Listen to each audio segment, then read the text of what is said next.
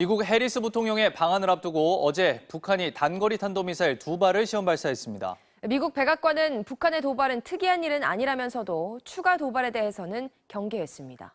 워싱턴 김수진 특파원입니다.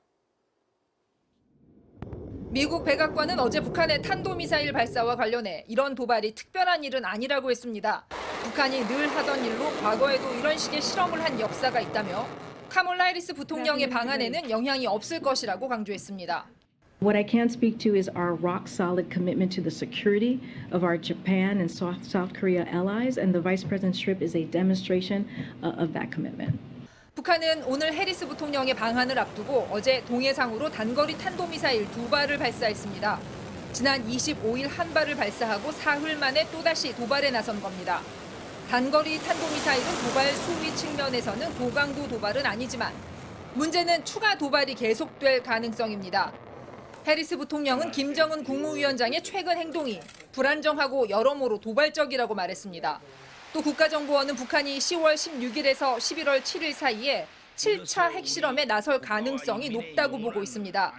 대통령실은 어제 김성한 안보실장 주재로 긴급 NSC 회의를 소집해 상시 대비 태세를 유지하고 한미 연합 방위 태세를 강화해 나가기로 했습니다. 해리스 부통령은 오늘 비무장지대를 방문합니다. 바이든 행정부의 고위 인사 중 처음으로 DMZ를 찾는 건데 북한을 향해 강력한 메시지를 던질 것으로 예상됩니다. 워싱턴에서 MBC 뉴스 김수진입니다.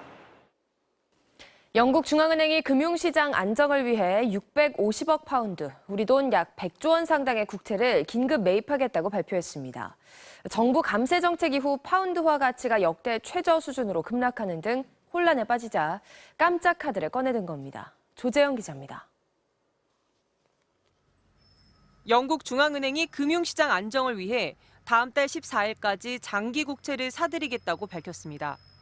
하루에 50억 파운드씩 총 650억 파운드, 우리 돈으로 약 101조 원어치를 사들여서 국채 가격 폭락을 막겠다는 겁니다. 지난 23일 커직 쿼팅 재무장관이 450억 파운드 규모의 대규모 감세안을 발표한 뒤 파운드화가 한때 역대 최저 수준으로 급락하고 국채 가격이 폭락하는 등 영국 금융시장은 큰 혼란에 빠져 있습니다. 금리 급변으로 주택담보대출 상품 판매도 줄줄이 중단됐습니다.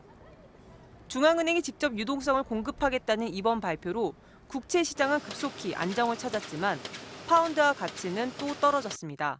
And the Bank of England has made this timely intervention, doing what it should do, what the government should do, what the Chancellor and I are focused on is delivering that economic growth plan, which is ultimately what's going to help people. It's going to give. 제1야당인 노동당은 정부의 감세 정책 철회를 촉구했고 보수당 내부에서도 동요가 커지면서 쿼팅 장관 사임설까지 나오고 있습니다.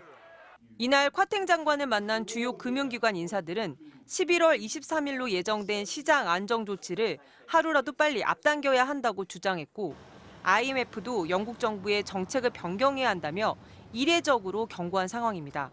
MBC 뉴스 조재영입니다. 지난달 수해복구 현장에서 막말 논란을 빚은 김성원 의원에게 국민의힘 윤리위원회가 당원권 정지 6개월의 징계를 내렸습니다. 또 연찬회 당시 금주령을 어긴 권성동 의원에 대해서도 징계 절차를 개시하기로 했습니다. 김건휘 기자입니다. 지난달 비대위 체제 전환 이후 첫 공식 행사로 수해복구 현장을 찾았던 국민의힘. 봉사활동을 시작하기 전 김성원 의원의 이 말이 막말 파문을 일으켰습니다. 솔직히 비 좀 왔으면 좋겠다. 대표위원님. 국민의힘 윤리위원회는 어젯밤 전체 회의를 열고 김 의원에 대해 당원권 정지 6개월의 징계를 내렸습니다. 국민 정서와 동떨어진 실언으로 당의 명예를 실추시키고 그 행위의 결과로 민심을 이탈케 하였음.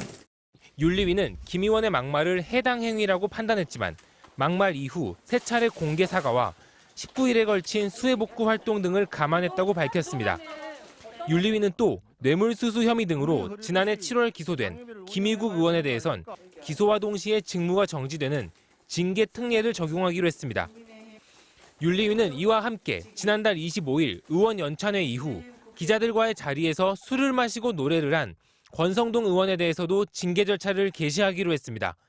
당내 비상 상황 등에 따른 금조령에도 불구하고 음주 및 노래하는 모습이 외부에 공개되어 윤리규칙 제4조 위반 여부 심의.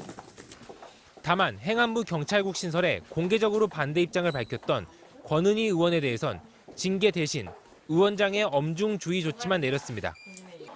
이번 회의에서 이준석 전 대표에 대한 추가 징계는 논의되지 않았습니다. 윤리위는 다음 달 6일 전체 회의를 열고 이 전 대표에 대한 소명 절차를 진행한 뒤 추가 징계 수위를 결정하기로 했습니다. MBC 뉴스 김건희입니다. 국민의힘이 대통령의 비속어 논란에 대해 MBC의 사장, 보도국장, 디지털 뉴스국장을 오늘 형사 고발하겠다고 예고했습니다. 언론 보도가 논란이 된 경우 기자나 PD 등 제작자들을 고발한 경우는 있었지만 전 언론이 보도한 내용을 두고 특정 회사의 보도 책임자들을 고발한 것은 전례를 찾기 힘듭니다. 김지은 기자입니다. 국민의힘 MBC 편파 조작 방송 진상규명 TF는 MBC를 정보통신망법상 명예훼손 혐의로 대검찰청에 고발하겠다고 밝혔습니다. 고발 대상으로 박성재 MBC 사장과 함께 보도국장, 디지털뉴스국장과 기자 1명 등 4명의 실명을 적시했습니다. 국민의힘은 MBC 디지털뉴스국장이 명확히 확인되지 않은 발언 내용을 자막으로 제작해 유튜브 채널에 공개한 것으로 알려졌다고 주장했습니다.